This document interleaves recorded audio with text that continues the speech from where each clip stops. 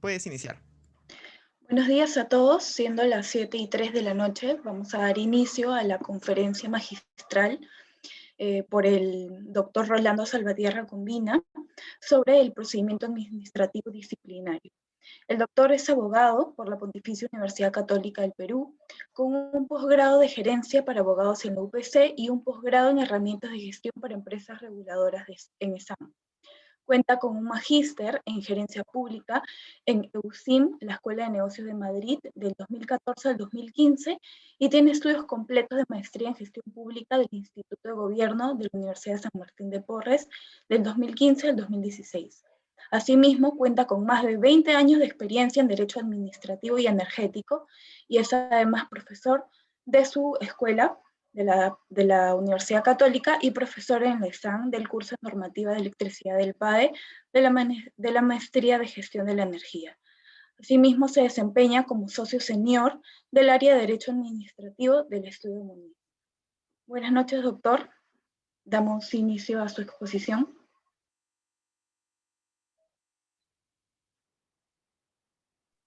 Sí, doctor, su micrófono. Ya, listo. Buenas noches, muchas gracias por la invitación. Hoy día vamos a tratar el tema del procedimiento administrativo disciplinario. El procedimiento administrativo disciplinario es un tema de bastante actualidad y lo vamos a centrar en algunos temas puntuales del procedimiento disciplinario en materia principalmente del servicio civil, que es el procedimiento disciplinario, administrativo disciplinario que se sigue actualmente, ¿ya? En el tema del disciplinario, del procedimiento administrativo disciplinario,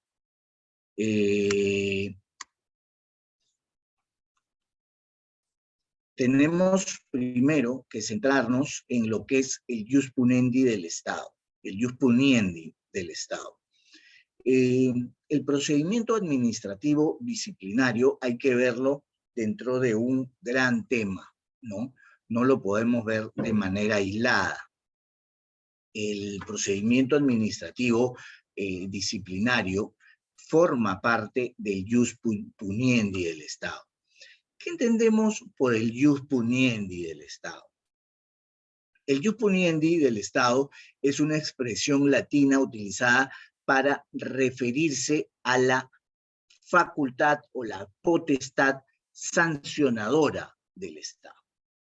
Se traduce literalmente como el derecho a penar o el derecho a sancionar, ¿ya? Y de alguna forma el jus puniendi es bastante amplio y principalmente tiene su origen en el derecho penal, ¿ya? El derecho penal, como ustedes saben, es un derecho muy antiguo, es casi tan antiguo como las civilizaciones y parte de lo que es el derecho natural. Dentro de lo que es, cuando se estudia el origen del derecho, estudiamos el derecho natural. El derecho natural, pues, es aquel derecho que parte de la naturaleza propia del hombre, ¿no? De las personas.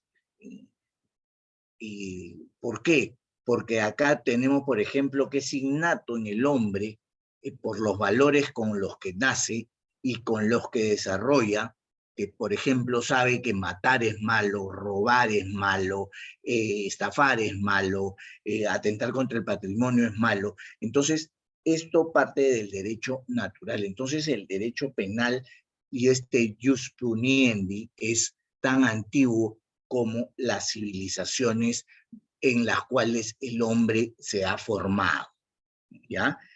Dentro del jus puniendi también tenemos ramas más novedosas, más nuevas del derecho. Y tenemos, por ejemplo, el derecho administrativo sancionador.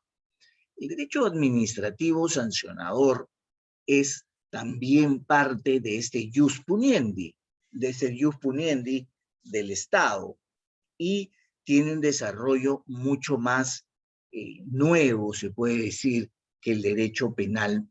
El nuevo en el sentido de que su desarrollo es reciente.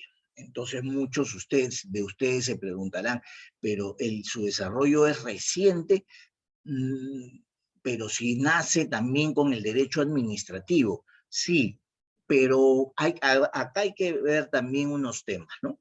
El derecho administrativo, como rama del derecho, nace en Francia a partir de la Revolución Francesa, ¿no? Con la caída de la monarquía, entra el Estado, como lo conocemos, representando al poder, y a partir de la monarquía es que la caída de la monarquía es que el Estado necesita armas para poder satisfacer las necesidades de sus ciudadanos. Entonces, una de estas armas es el derecho administrativo, ¿no? Por eso viene de administrar, de gestionar, la gestión del Estado, la administración del Estado, ¿no? Entonces, este derecho administrativo, pues, ha desarrollado mucho el sistema que nosotros conocemos, el derecho francés, el derecho español, ¿no? Son ramas muy antiguas del derecho, partiendo, pues, de la Revolución Francesa, o sea, tiene más de 200 años de formación. Sin embargo, el derecho administrativo en el Perú también de algún adquiere pues la base de este derecho administrativo francés y español. Sin embargo, el derecho administrativo peruano es mucho más joven, muchísimo más joven. ¿Por qué? Porque estamos partiendo de sociedades mucho más, menos, no quiero decir menos desarrollado del concepto económico de desarrollo, en sociedades cuyo derecho administrativo pues es nuevo, o sea, es relativamente nuevo, quiero decir. Ustedes dirán, pero ¿cómo va a decir que el derecho administrativo en el Perú es nuevo si pues se estudia desde hace muchos años, ¿no? Y tiene su presencia en el Estado desde hace muchos años. Entonces ahí nosotros tenemos que ver un tema muy importante, ¿no?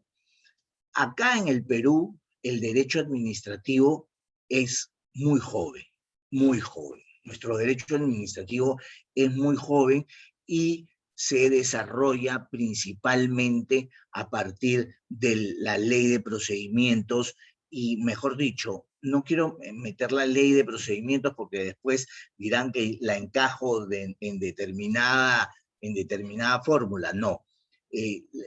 Quiero poner al derecho administrativo en el contexto del año que cambia el rol del Estado. El derecho administrativo está directamente relacionado con el rol del Estado, y este rol cambia considerablemente a partir de los años 90, comienzo de los 90, 91, 92, que el Estado deja las actividades económicas sino a cargo de la actividad privada, ¿no? Entonces, haciendo un poco de historia, tenemos pues que las actividades económicas tienen mucha relación con el derecho administrativo. Y entonces, si nosotros hacemos historia de las actividades económicas en el Perú, pues se desarrollan recién a comienzos del siglo pasado, ¿no? En 1920, 1930, 1940 se dan las primeras reglas, el Estado estatiza todo a fines de los 80, perdón, de los 60, y son como 20 años, 20 y tantos años que el Estado desarrolla las actividades económicas. Entonces tenemos un derecho administrativo estático, ¿no? Principalmente relacionado a la contratación con el Estado. Entonces, ¿cuándo se da esa ruptura, ese desarrollo, ese cambio del derecho administrativo se da a partir del año 90 y tantos, con el cambio del rol del Estado, como les digo. Entonces, ahí es donde empieza el derecho administrativo sancionador también a desarrollarse como una rama autónoma, ¿no? Entonces, ahí tenemos, pues, este jus punendi que se desarrolla, se va desarrollando. Entonces ahí la gran pregunta, ¿no? La gran pregunta es, ¿se desarrolla autónomamente o con reglas propias del derecho penal? Entonces ahí pues existen pues las distintas teorías, ¿no? Que el derecho administrativo se desarrolla con las reglas del derecho penal. No, hay otros que dicen que no se desarrolla con sus reglas propias, ¿no? Entonces yo creo que es un mix que se hace. Es más, el derecho administrativo, también el derecho penal adquiere reglas del derecho constitucional, ¿no? Y que el derecho administrativo también los toma en cuenta. Por ejemplo, los principios. El principio de nullum pena sine lege es un principio que nosotros lo conocemos relativo al derecho penal, pero es un principio que parte de la Constitución.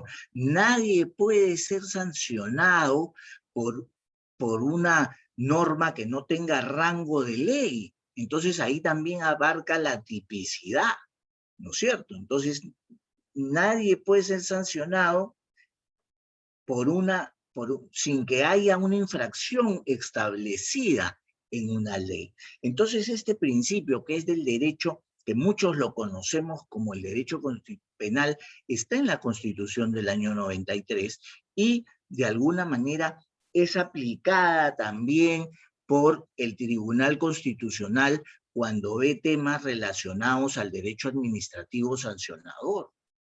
Entonces, ahí hay un principio importante. Otro principio importante es el del debido procedimiento, ¿no?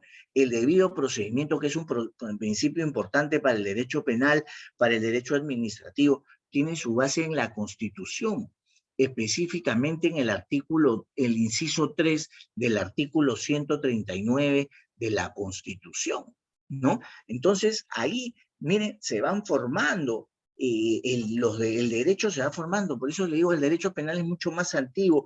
En nuestro país tiene códigos penales, códigos procesales penales o de procedimientos penales. Yo no soy penalista, pero me acuerdo pues que yo estudié un código de procedimientos penales, ahora el código se llama procesal penal, ¿no? Y ha sido recientemente cambiado. Entonces, pues, derecho administrativo no. Entonces se va formando y dentro de esta formación, una de las especialidades del derecho administrativo es el derecho administrativo sancionador, que como ve, muchas de sus principios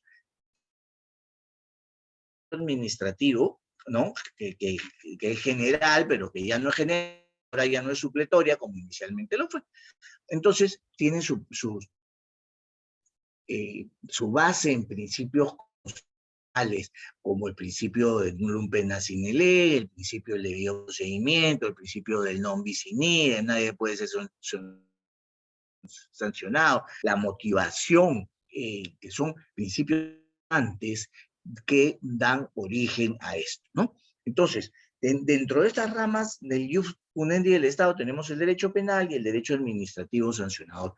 Y dentro del derecho administrativo sancionador también tenemos dos no quiero decir especies, sino dos tipos distintos que de alguna manera sobresalen.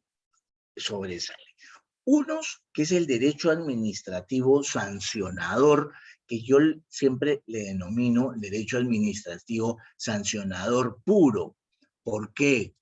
Porque está relacionado más con la administración y esta administración sancionando a un tercero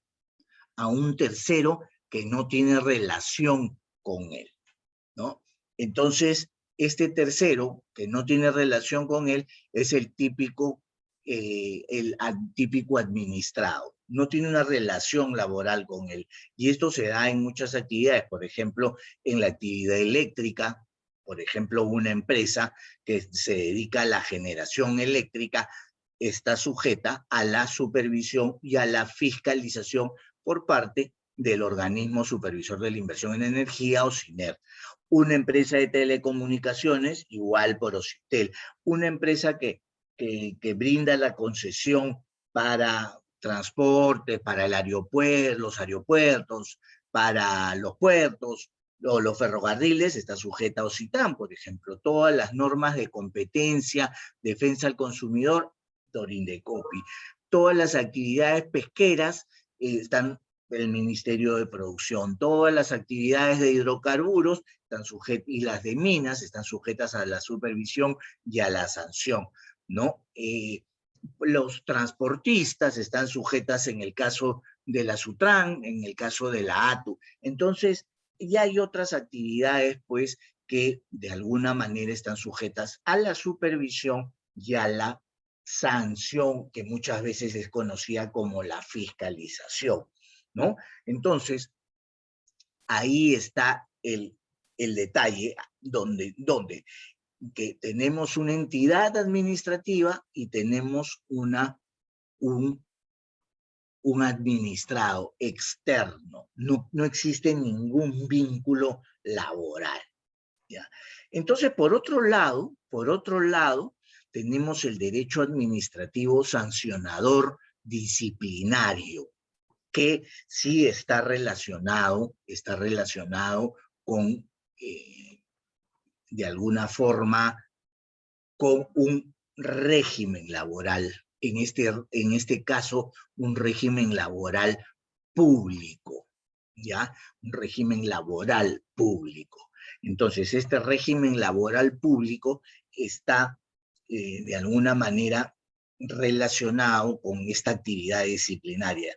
Entonces, vamos a poner un cuadrito a continuación que nos va a dar mayores luces al respecto, ¿ya? Entonces, por ejemplo, el derecho administrativo sancionador, tenemos una entidad administrativa con una potestad sancionadora y un administrado, ahí está mal, dice administratado, es administrado externo a la entidad administrativa. ¿Qué normas se rigen acá? Acá se rige el tubo de la ley 2744, pero principalmente regímenes especiales. En estos regímenes especiales, en muchos de ellos se limitan a los principios de la ley, de la LEPAJ. Sin embargo, acá en estos regímenes especiales se trabaja mucho, y ese es un tema del cual es un tema complicado, delicado, que es la tipicidad y la proporcionalidad. Ese es un gran tema del derecho administrativo sancionador, ¿no? La tipicidad. Muchas de las infracciones no están tipificadas, tenemos sanciones en blanco o abiertas, como se les llama también. Entonces, esos son los grandes temas que están en los regímenes especiales. ¿Qué sanciones se imponen? ¿No? ¿Qué sanciones se imponen? Y los tipos, la proporcionalidad, que es un tema pues súper complejo y que no nos damos cuenta muchas veces de esta complejidad, ¿no? De la tipicidad y de la proporcionalidad. ¿Cómo aplico una sanción? ¿No? ¿Qué monto aplico? ¿Tengo que aplicar una medida correctiva siempre? Entonces hay aquí una serie de discusiones. Ojo, y estas discusiones no le son ajenas al derecho administrativo disciplinario o a los procedimientos administrativos y disciplinarios, porque forman parte de un todo, ¿no? Forman parte de un todo. Y con los principios similares, ¿ya? Entonces aquí es importante tener en cuenta esto, por favor. Señores. Por otro lado, ya nos enfocamos, acá tenemos una pequeña presentación, ¿ya? En la lámina vamos a ver que la entidad tenemos un régimen disciplinario. El régimen disciplinario está relacionado con la disciplina, con el trabajador, que el trabajador tiene que cumplir reglas, ¿no? El tema del derecho, acá está pues el derecho incorporado o está relacionado lo que es el derecho laboral público. El derecho laboral público, en cuanto al régimen disciplinario, tiene un mix también, ¿no? Una mixtura, porque acá no está solamente de la mano en el derecho laboral como todos los conocemos, sino también está el derecho administrativo. Porque, por ejemplo, en materia laboral, un trabajador tiene una falta grave, se le cursa una carta de despido, presenta sus descargos y le despide. Obviamente hay que demostrar y hay una serie de sentencias que ha emitido el tribunal, la inmediatez, hay una serie de principios también, pero en el caso del derecho público, porque se tienen que llevar procedimientos administrativos para poder imponer una sanción, por ejemplo, una sanción de amonestación, una sanción de despido, una amonestación de suspensión de 12 meses, una inhabilitación para trabajar para las entidades del sector público que terminan siendo súper graves y onerosas, ¿no? Para los funcionarios. Entonces, este régimen el régimen disciplinario tiene sus aristas, es súper complejo, desde la concepción misma del régimen laboral público, ¿ya? ¿Por qué? Haciendo un poco de historia, siempre a mí me gusta hacer historia porque la historia nos permite entender las cosas, ¿no? Y también nos permite entenderlas para no cometer a veces errores, pero a veces se siguen cometiendo, ¿no? Por ejemplo, esa barbaridad que acaban de hacer hace poco el Congreso de alguna manera, poner a todos los del CAS como estables, ¿no? Desconociendo por completo el régimen servir. No el régimen disciplinario de servir que estamos comentando, sino el régimen servir, que es justamente para unificar los regímenes laborales públicos en el país.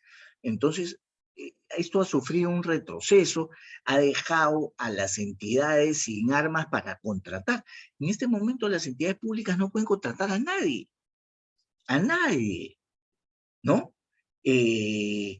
Entonces, ¿qué hacemos? ¿Qué hacemos? Entonces es súper complejo. Y esto demuestra que no se ha comprendido nada. ¿Por qué? Pues ya les voy a hacer un poco de historia, ¿ya? El año 90, el que entró al gobierno Fujimori, implementó, ¿no? Una reforma del Estado. Esta reforma del Estado, de alguna manera, era un modelo impuesto, no impuesto, sino de alguna manera propuesto por el Banco Mundial. Y este modelo del Banco Mundial que apuntaba a que ya se reduzca considerablemente el tamaño del Estado, porque el Estado era muy grande y era un modelo que se estaba implementando en muchas partes del mundo. Aquí en una de las partes donde mejor se implementó fue en España, por ejemplo. El Banco Mundial implementó este modelo en España, así como la reforma de los sectores económicos, y se implementó bastante bien. Acá se implementó también, pero acá sufrió unas distorsiones. Entonces, ¿qué pasaba? En esa época, estamos hablando del año 91, 92, todo aquel que trabajaba para el Estado tenía que estar en el régimen del decreto legislativo 276, que es la ley marco del régimen de la carrera administrativa. Entonces, ¿qué pasó? Se prohibió que ingrese alguien, nadie más podía trabajar, ¿no? Algo parecido a ahora, ¿no? Acá se ha prohibido, no se ha prohibido la contratación del CAS, pero el CAS se va a convertir pues en nadie entra a trabajar, ninguna entidad comienza a contratar, porque automáticamente ya se quedan las personas se quedan como estable, rompiendo la naturaleza jurídica de este contrato tan temporal, que es una solución que se dio. Entonces, ¿qué pasa? Este año 276, con el 276 ya no se contratan más, entonces comienzan a los regímenes paralelos. Los regímenes paralelos. Entonces, ¿qué regímenes paralelos tenemos?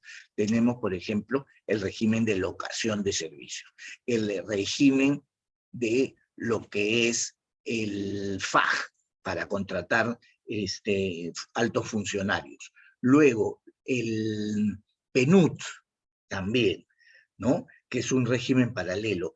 Por ejemplo, en transporte aéreo, también el Ministerio de Transporte contrataba bajo las reglas del OASI, y así cada ministerio contrataba de alguna manera a los fondos que tenía a la mano. Entonces tenías el 276 que te quedó estático, nadie más ingresó, nadie más, que era la fórmula para ingresar.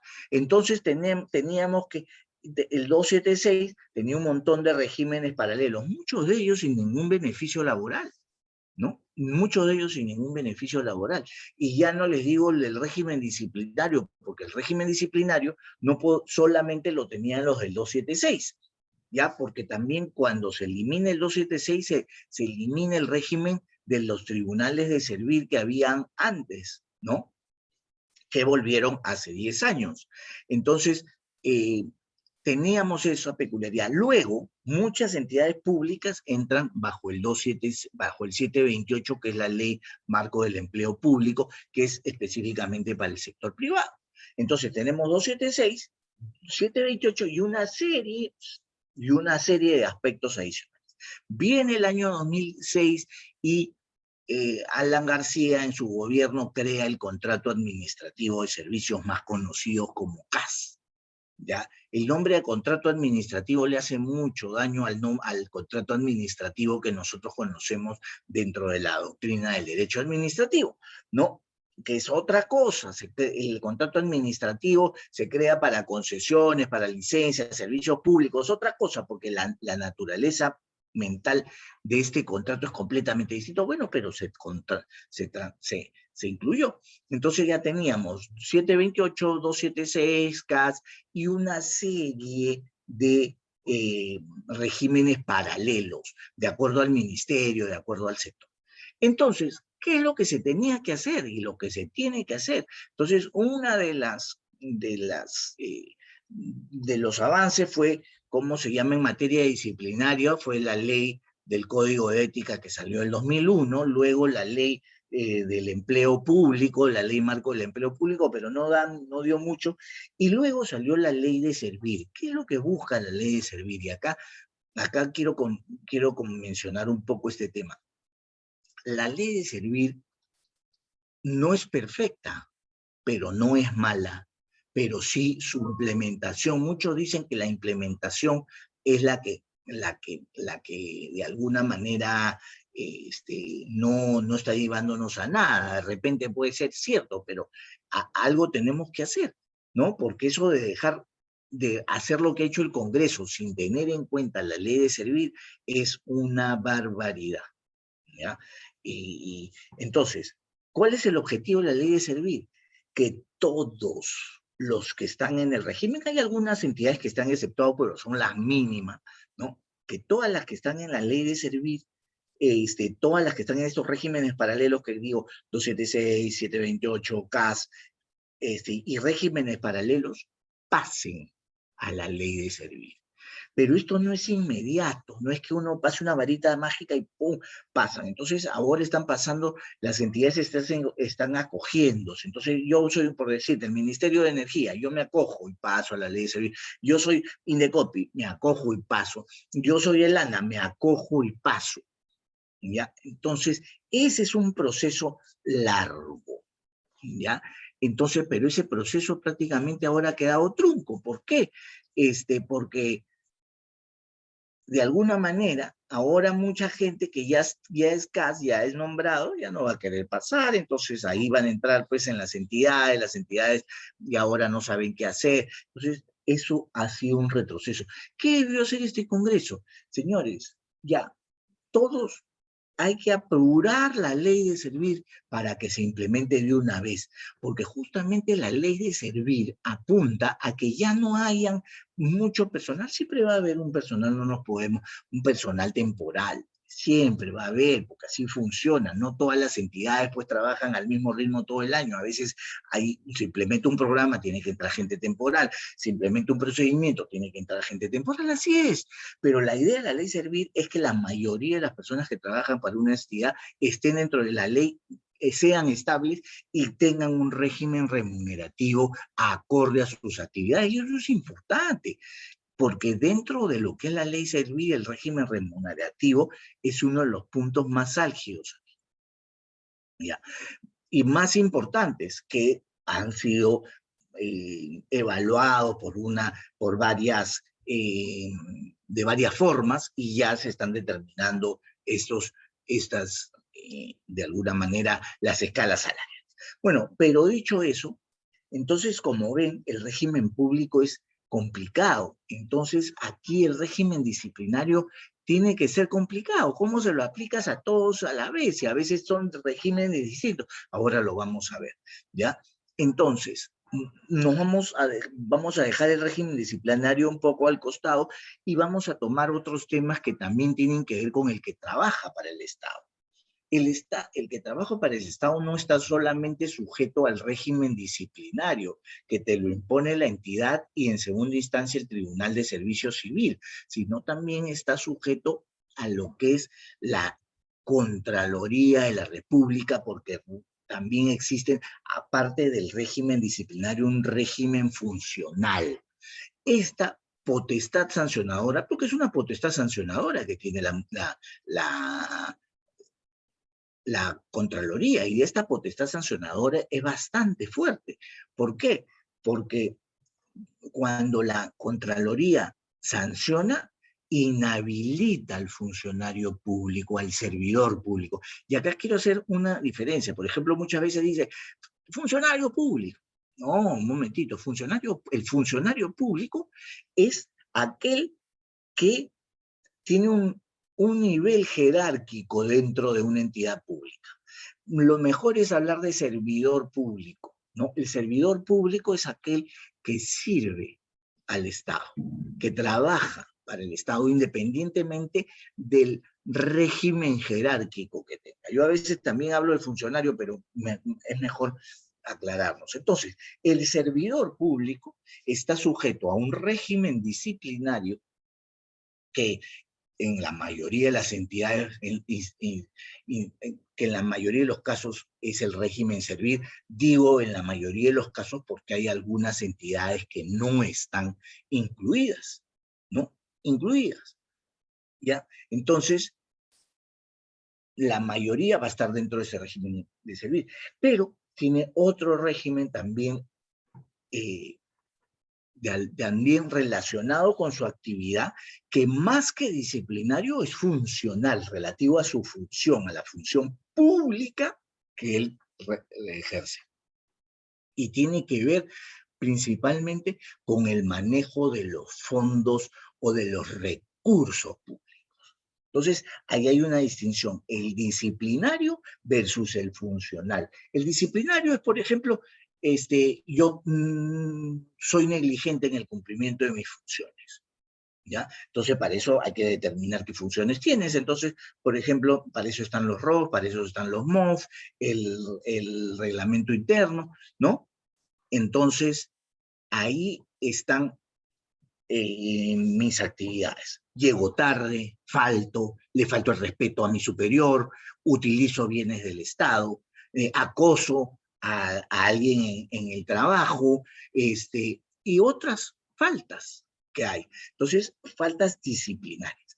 En el caso del régimen funcional, el régimen funcional es distinto. No está relacionado con el régimen, sino con el manejo de los recursos que yo tengo. A veces no es tan fácil determinarlo. Por ejemplo, ¿no? Y en esto yo doy un título habilitante. Yo soy un funcionario y doy un título habilitante y lo doy de manera ilegal. Ahí no hay nada de disciplinario, ¿no? Ahí está relacionado con mi función. Pero, por ejemplo, al dar ese título habilitante, por decirles, ¿no? Que he visto algunos casos, un derecho de uso de agua subterránea. En este caso, el agua subterránea hay zonas donde está,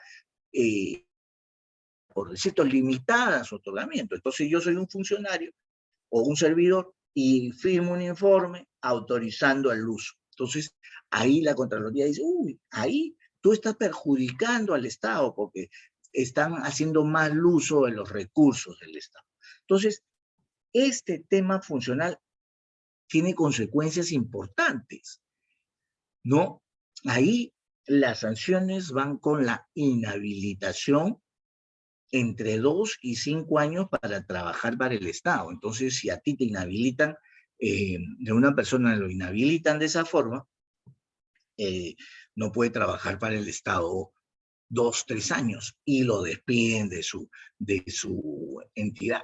Entonces, y esto es bastante, de alguna manera causa perjuicio a muchas personas, porque el que trabaja para el Estado normalmente se reinserta en el Estado, ¿no? Eso es así, porque ya tienes experiencia. A veces, muchas veces que uno pide, yo he trabajado muchos años para el Estado. He trabajado en el Ministerio de Energía, yo he trabajado en Ocinermin, y muchos años ahora, actualmente, soy vocal del Tribunal de Servicio Civil. Yo trabajo en un estudio de abogados, pero soy vocal a tiempo parcial en el Tribunal de Servir. Entonces ahí yo también soy servidor público en lo que me compete, ¿no? Entonces, normalmente, cuando uno trabaja para el Estado y busca personal, evalúa a los que trabajan para el Estado, porque el que trabaja para el Estado tiene una mentalidad distinta y también tiene experiencia. Entonces, muchas personas que trabajan para el Estado lo hacen durante muchos años de su vida, ¿no? Entonces, eso es así, eso es normal. Entonces, si te inhabilitas para trabajar para el Estado, un poco que te van a dejar con una posibilidad laboral mínima, ¿no? Porque va a ser más difícil que reinsertarte en el sector privado. Entonces, acá están estos dos regímenes laborales, regímenes disciplinarios, se pueden decir, pero o que afectan al trabajador, porque en uno estamos frente a un régimen disciplinario y en otro a un régimen de alguna forma sancionador, porque lo aplica funcional, porque lo aplica la Contraloría. Entonces acá vamos por partes, señores, para no confundirnos, ¿ya?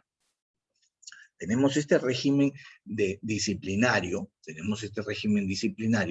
y este régimen funcional. Aparte, tenemos el régimen militar y el régimen policial. Acá lamentablemente puse las dos láminas, pero la primera es militar y la segunda es policial. Ahí están las normas, que son los regímenes que se siguen. En ambos casos hay tribunales y en ambos casos esos tribunales están compuestos por civiles, ¿no?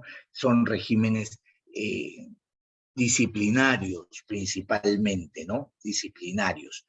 Luego, en el tema del régimen funcional de la Contraloría, acá también tengo que hacer una precisión, y es que en este régimen funcional,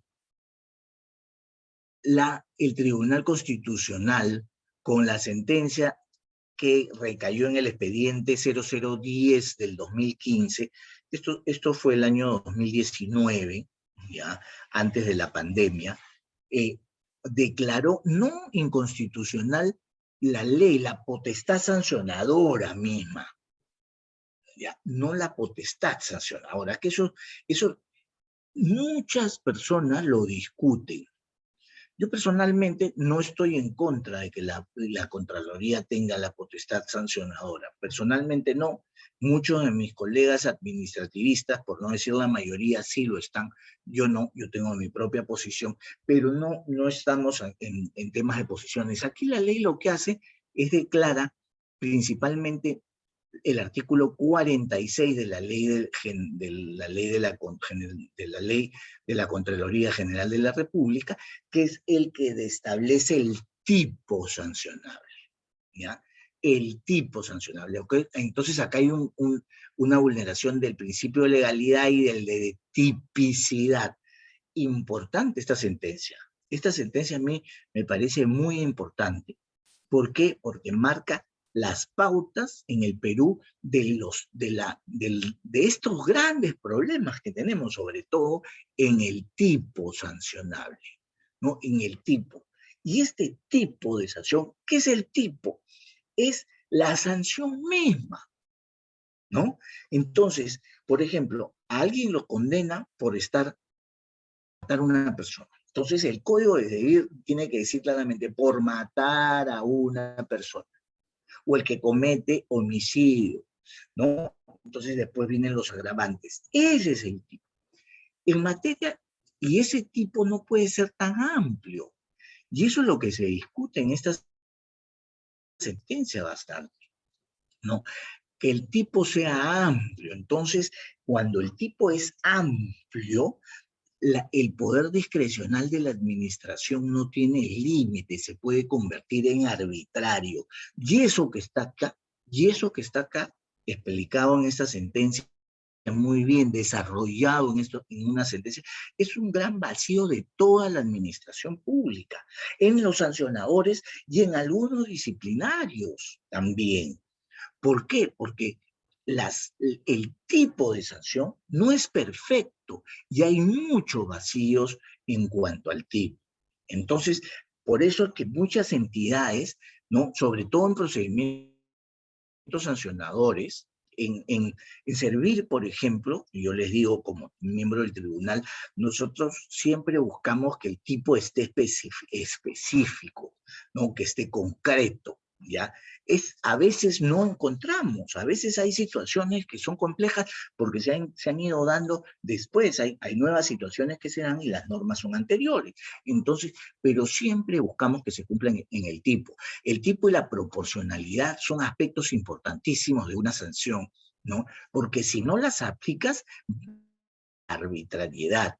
Y cuando tú cometes arbitrariedad como funcionario público, estás perjudicando a las personas. Entonces, en el tribunal somos muy conscientes de eso y esos son los temas que se ven aquí. Entonces, en ambos regímenes, funcional tienes que tener tipos. En este momento el régimen funcional se ha quedado sin tipo, ni el general. O sea, el artículo 46 se ha quedado en el aire. No existe. Entonces,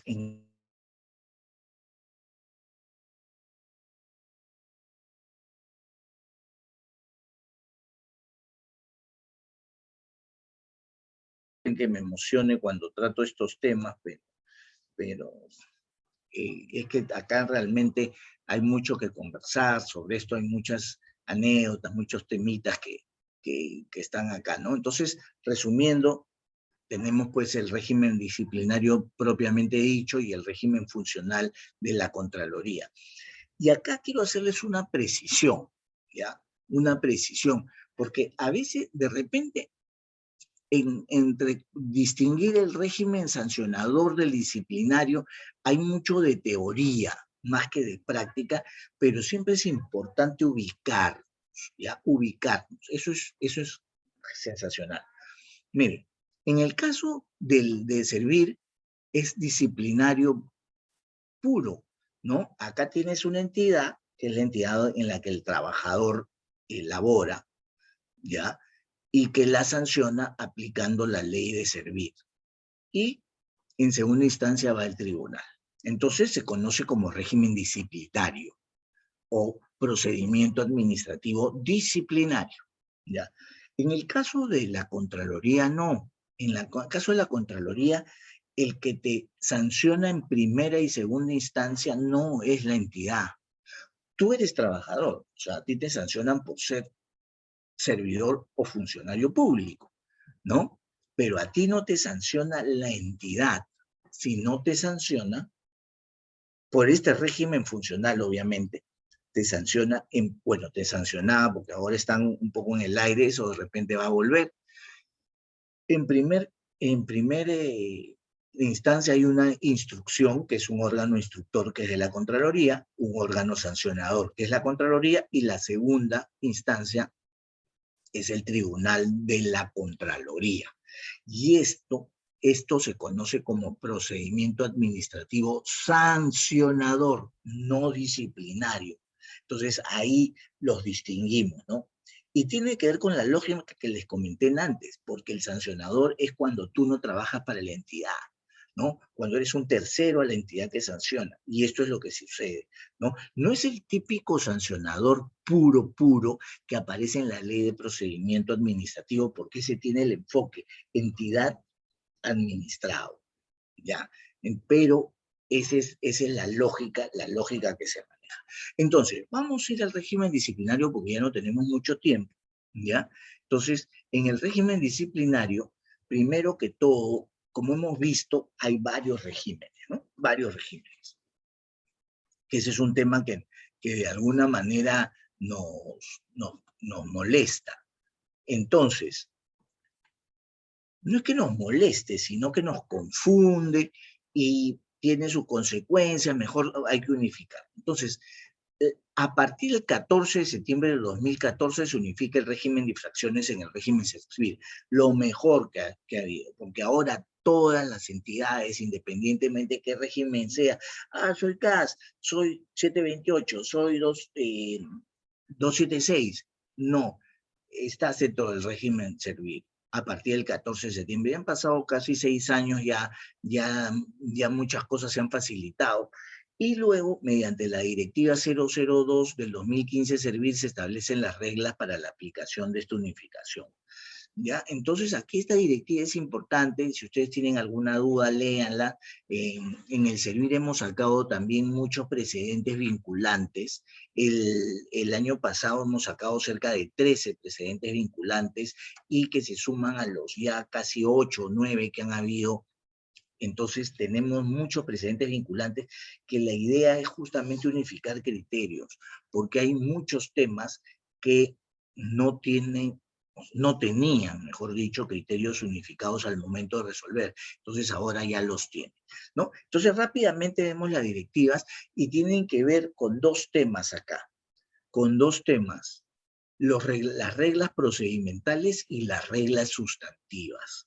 Ya, entonces, ¿cuál se aplica en cada momento? Entonces, en el caso de los procedimientos disciplinarios instaurados antes del 14 de septiembre, antes de este corte, se rigen por las normas sustantivas y procedimentales, por ambas normas. Ya vamos a ver cada una de ellas vigentes al momento de su instauración. Ya. Entonces aquí, por ejemplo, tenemos las reglas de la 728 o las reglas del 276 que tienen sus propias características. En cambio, esto cambia sobre los PAC instaurados a partir de ese 14 de septiembre, por hechos cometidos con anterioridad. Entonces acá hay que ver también, en materia disciplinaria, sancionadora, acá hay un hecho relevante siempre, que es el de la comisión, porque acá estamos ante una comisión de infracción siempre, hay alguien que comete una infracción, ¿no? Sea un tema disciplinario. Por ejemplo, llegué tarde, no fui a trabajar, es una fecha. Otra es cuando a mí me detectan cuando me instauran el procedimiento. Entonces son dos fechas y entonces ahí puede aplicarse también las prescripciones, que son muy comunes en estos casos. No es que sean comunes, sino que se dan porque es lógico que a veces, no es lógico, sino que no quiero que me malinterpreten, pero es que a veces sucede, ¿no? Tú cometes una falta nadie se da cuenta. Y después de unos años se da cuenta, pero ya la acción para sancionarte ya prescribió. Entonces, este es un tema que se tiene que tomar. Entonces, los PATS instaurados desde el 14 de septiembre del 2014 por hechos cometidos con anterioridad a esa fecha se rigen por las reglas procedimentales previstas en la Ley del Servicio Civil y su reglamento y por las reglas sustantivas aplicables al momento en que se cometieron. Entonces, este fue un caso muy común, que hemos visto muchos casos que ya se instauran después, pero se sigue el mismo procedimiento anterior. Entonces, muchos de los procedimientos van quedando nulos. Lo que sí se sigue aquí es el tema sustantivo. Los PATS instaurados desde el 14 de septiembre por hechos cometidos a partir de esa fecha, pues ni dudarlo. Aquí se aplican las normas procedimentales y sustantivas del régimen disciplinario previsto en la Ley de Servicio y su reglamento. Y si en segunda instancia o en la vía judicial se declarase la nulidad en parte o de todo lo actuado, se seguirá el mismo criterio. ¿Ya? Esto es simple. Las reglas procedimentales son las autoridades competentes, que es un tema muy común confundirse pues en las autoridades competentes, porque acá hay una entidad, ojo, hay un secretario, la Secretaría Técnica no es autoridad aquí, no es instancia, pero la Secretaría Técnica aquí es muy importante porque es la que va a proponer la sanción, va a proponer el procedimiento y en función de eso se dan las instancias en el proceso. Etapas o fases del procedimiento administrativo disciplinario, por ejemplo, la parte de la investigación y la parte de la sanción. Formalidades previstas para la emisión de los actos, reglas de actividad probatoria y ejercicio del derecho de defensa, medidas cautelares, plazos de prescripción. Esto fue una discusión que se tuvo en su momento. La prescripción no es un tema procedimental. La prescripción es un tema de fondo. Es sustantivo 100%. Entonces no puede estar entre un tema procedimental. Luego, las reglas sustantivas vienen por los deberes, obligaciones, prohibiciones, incompatibilidades y derechos de los servidores, las faltas, las sanciones, ¿no? Los tipos, la determinación, la gradación, los eximentes, la prescripción, vienen como reglas sustantivas. ¿Ya? Entonces, vamos rápidamente en las dos fases que existen, que es la fase instructora y la fase sancionadora. Estas dos etapas son muy importantes, ¿no? Y siempre tienen que darse, siempre tienen que darse. Esto, acá estamos hablando de la instancia en la entidad, ojo, en la entidad, ambas, la fase instructora y la fase sancionadora, porque la sanción la impone la entidad. El tribunal no impone sanciones, el tribunal revisa las sanciones vía un recurso de apelación. ¿Ya? Entonces, eso es muy importante que lo tengan en cuenta, ¿no? Todo trámite es ante la entidad es la que luego eleve el expediente para que lo vea en segunda instancia el tribunal. Entonces, se inicia con la notificación del acto de inicio al servidor público o al ex servidor. El órgano instructor puede apartarse de la recomendación de la Secretaría Técnica, lo que dijimos. El administrador interpone descargos, se puede solicitar prórroga y se culmina con el informe del órgano instructor. Luego pasamos ya a la fase sancionadora, se inicia con la recepción del informe del instructor. El órgano sancionador comunica tal hecho al presunto instructor a que pueda presentar su informe oral y luego de eso tiene 30 días para resolver y culmina con la notificación de la resolución. Es muy importante, aquí hay muchos temas que conversar, ¿ya? Uno de los temas más comunes y que hay que tomar en cuenta si ustedes trabajan en las entidades o si ustedes son afectados con un procedimiento disciplinario, hay que tomar en cuenta, sobre todo si están en las entidades, ¿qué es lo que pasa? Muchas veces el órgano instructor de alguna forma le permite el descargo, ¿ya? Le tiene que dar, porque este es parte del debido procedimiento y del derecho de defensa, y Y aquí es muy importante tener clara la acusación. ¿Qué pasa? Entonces le dice, señores, usted ha infringido el reglamento, ha cometido las faltas 1 y 2 del reglamento de la ley de ser vivo. Por ejemplo, en regímenes especiales, el caso del profesorado es muy común. El inciso ave del artículo 35, por dar un ejemplo, ¿no? El A y B. Entonces, el administrado, en este caso, el servidor presenta sus descargos por A y B, y luego viene la sanción. Y la sanción incluye no solo A y B, sino a veces B y C, y D, y otra norma por ahí. Entonces, a veces la entidad dice, mejor llenémonos de normas para que no se nos pase una. Eso va a acarrear la nulidad de todas maneras. ¿Por qué? Porque eso es vulnerar el derecho de defensa. Si tú lo acusas por A y B y el administrado se defiende por A y B, no lo puedes sancionar por C y D porque eso vulnera el debido procedimiento, vulnera la motivación, vulnera el derecho de defensa del administrado, porque el administrado no conocía en su momento que tú lo estabas sancionando por C y D. Entonces, esto es muy importante que lo tomen en cuenta. Ya uno de los últimos precedentes vinculantes, no sé, creo que el último, tiene que ver con este tema, ¿no?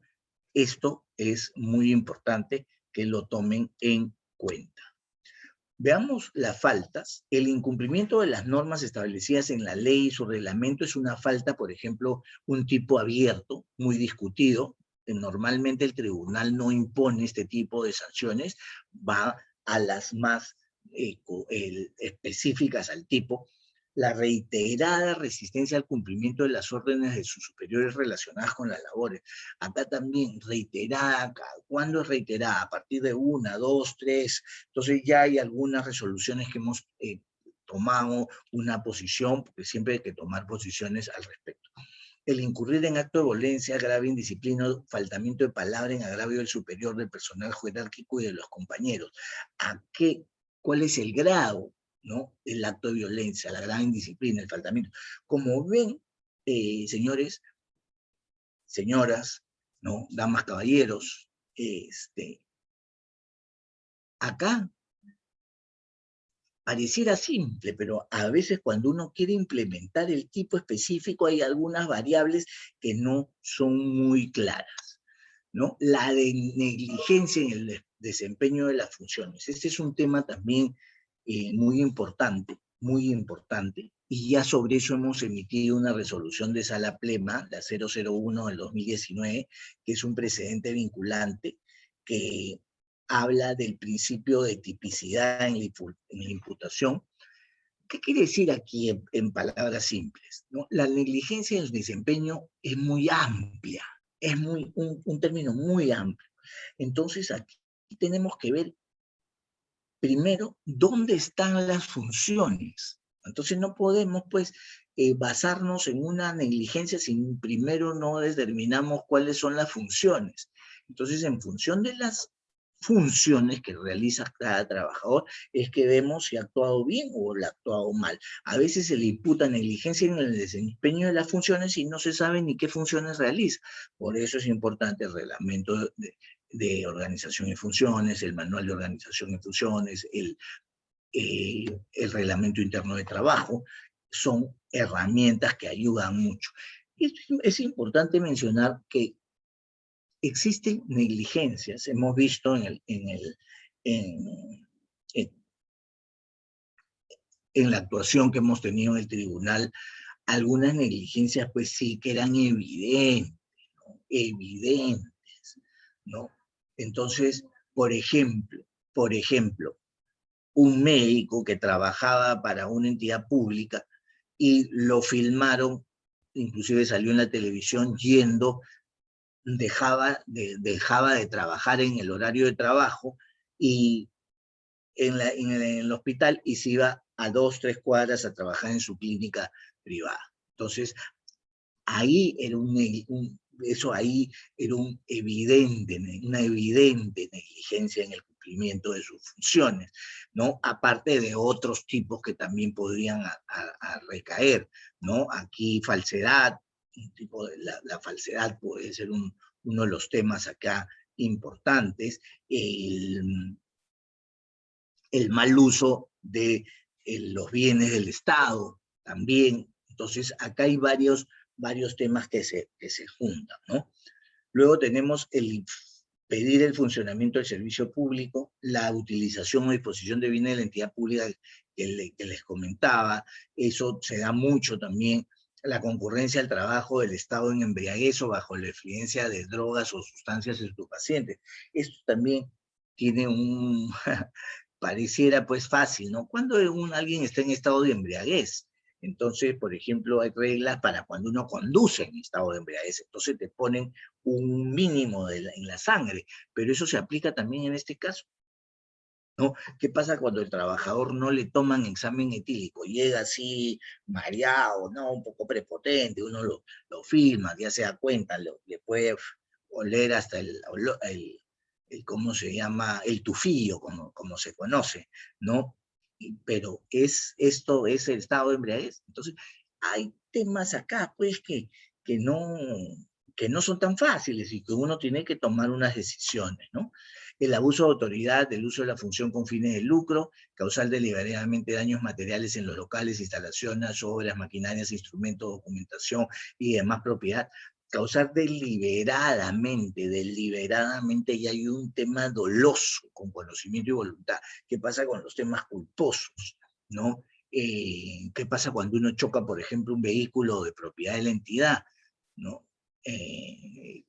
Están de repente hasta con alcohol o sin alcohol, de repente lo tomó en un horario que no se lo habían dado. Entonces, esas cositas uno tiene que evaluar. Y acá las ausencias injustificadas por más de 3 días consecutivos o 5 no consecutivos, o más de 15 días no consecutivos en un periodo de 180 días calendarios. Acá hay un tema también, ¿no?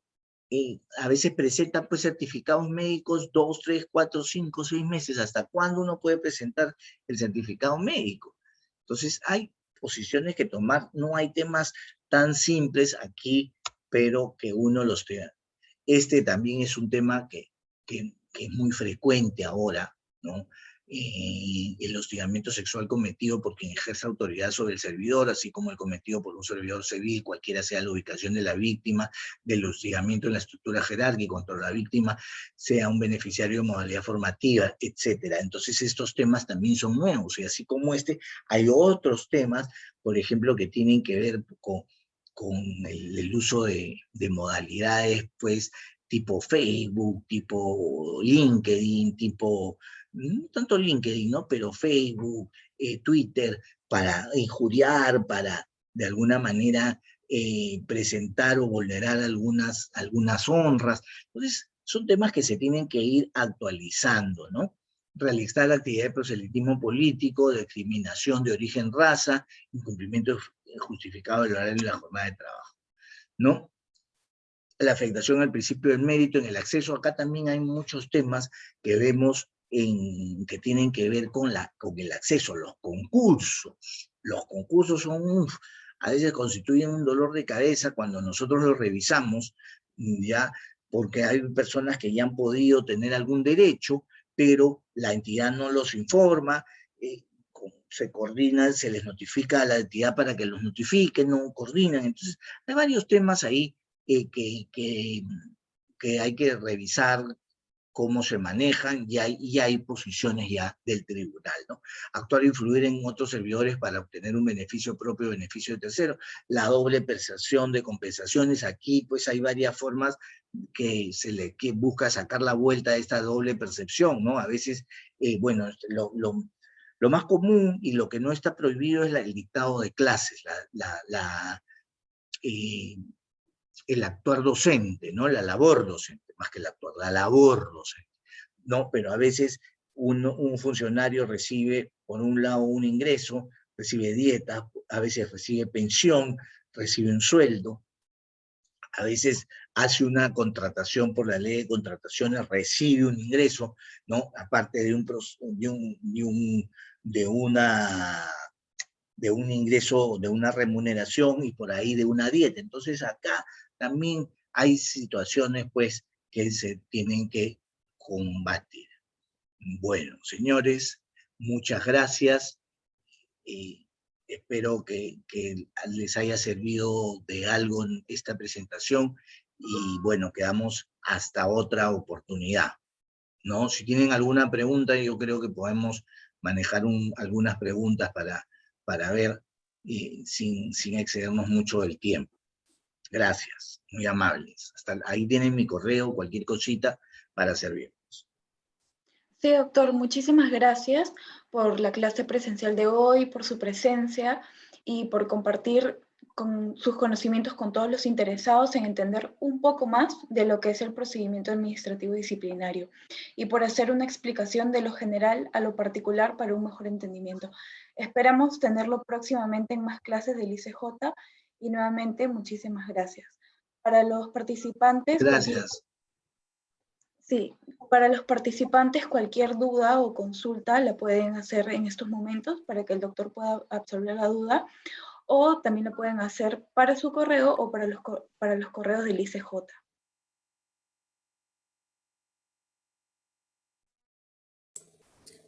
Buenas noches, quisiera hacer una consulta, por favor. Sí. ¿Qué tal, doctor? Buenas noches, un gusto escucharlo.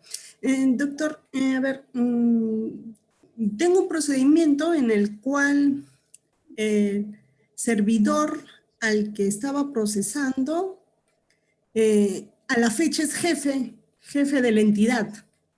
Antes, cuando le habíamos iniciado el procedimiento, era pues, en jerarquía pues era el segundo, algo así, ¿no? Si se podría decir. Y ahora que estoy iniciando, somos el órgano instructor y ahorita él es mi jefe, el jefe de la entidad. Mi pregunta es, ¿cómo yo podría continuar el procedimiento, en este caso contra el jefe de la entidad? Tendría que abstenerme y en este caso, ¿de qué forma lo podría encuadrar? Sí, es un tema complejo, que es un tema que se da en las entidades, ¿no? Sobre todo cuando las personas ascienden o son cargos de designación directa, ¿no?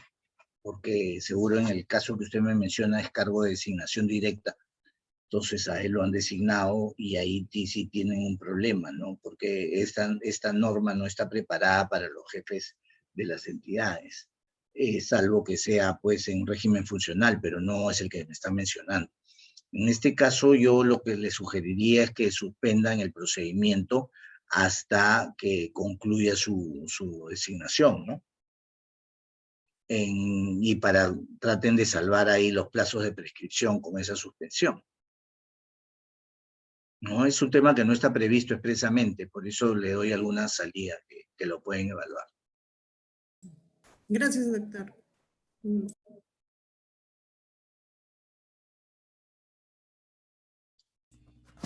Profesor, buenas noches, ¿me escucha? Sí. ¿Qué tal, profesor? Gracias por la exposición, estuvo todo muy claro. Una pregunta, con respecto a la ley y el reglamento de la ley Servir, tengo entendido que usa de manera supletoria la LPAG, pero también quisiera saber si es que usa de manera supletoria algunos principios o leyes o reglamentos en el ámbito del derecho laboral, porque tengo entendido que usted comentó en un momento que se usa algunos conceptos de derecho laboral, pero nunca he escuchado acerca de un derecho laboral administrativo. No sé si me podría aclarar esa duda, si es que usa o no usa. Sí, muy buena tu pregunta. Gracias. Mira, te comento, en realidad supletoriamente sí se aplica la ley de procedimiento administrativo y en algunos casos también hay algunos principios del derecho laboral que se aplican, ¿no? O que se podrían aplicar, no está cerrado. Yo te pongo el ejemplo.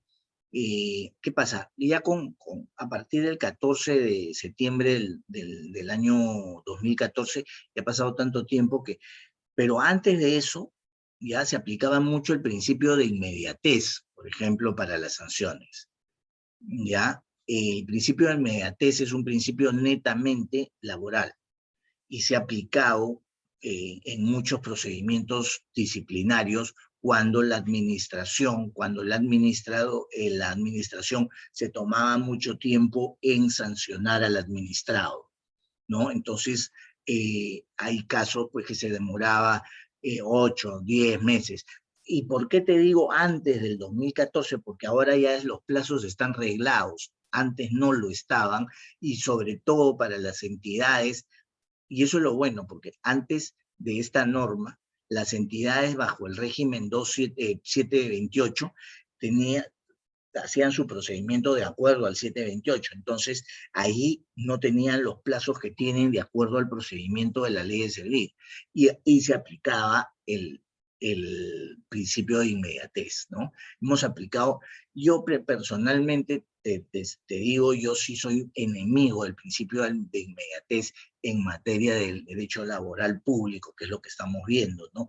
¿Por qué? Porque no es lo mismo, pues, las instancias que hay en una entidad pública que las instancias que hay en una entidad privada. Pero el tribunal sí lo ha venido implementando. Entonces, a tu respuesta, si tú ves que hay algún otro principio, ese es el que yo me acuerdo, no me acuerdo más, pero sí a veces se toman, por ejemplo, este tema de la negligencia, este tema de la negligencia que comenté, sale de una sentencia que me parece que es una sentencia de un tema laboral. Y igual en materia, por ejemplo, de certificados médicos, hay temas laborales ahí. Entonces, ¿qué es lo que te quiero decir? Que en este momento no se me viene a la mente qué principios laborales, porque yo no soy laboralista tampoco, pero no está cerrado a la aplicación de temas laborales. Si hay algún principio laboral que se puede utilizar en un procedimiento administrativo de este tipo, y tú lo sustentas, no tendrían por qué denegártelo, ¿no? Y al contrario, yo creo que estaría sumando una posición al derecho. ¿Ya?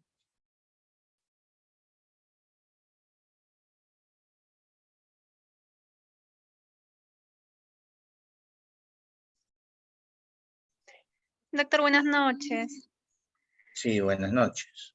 Disculpe, respecto a la negligencia en funciones, ¿qué pasa en un caso donde se contrata un abogado para que emita opiniones legales y sin embargo le hacen un PAT donde absuelven al jefe inmediato, pero este abogado sí es sancionado por negligencia en sus funciones, a pesar de que ha sido contratado para emitir opiniones legales y dichas opiniones legales cuentan con un visto bueno del jefe de esa oficina, ¿no? Entonces, en ese caso, ¿qué se podría hacer, doctor?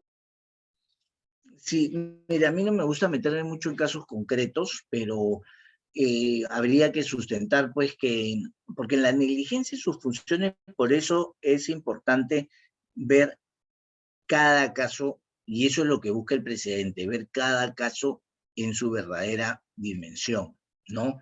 Si el jefe también ha opinado, avisado, le ha dado el visto bueno, tendrían que estar pues los dos bajo la misma observación. Eso ya podría también considerarse una discriminación, ¿no? Entonces tendrías que evaluarlo, ¿no? No podría meterme a opinar en un caso sin conocerlo, ¿no? Así es. Gracias, doctor. Bueno, y yo les agradezco mucho. Cualquier cosita que tengan, me podrían enviar ahí al correo. Yo les doy una respuesta. Siempre doy respuestas en el correo.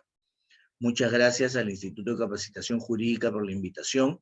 Y bueno, yo me despido. Hasta luego. Muchas gracias. Hasta luego, doctor. Muchas gracias por la presentación.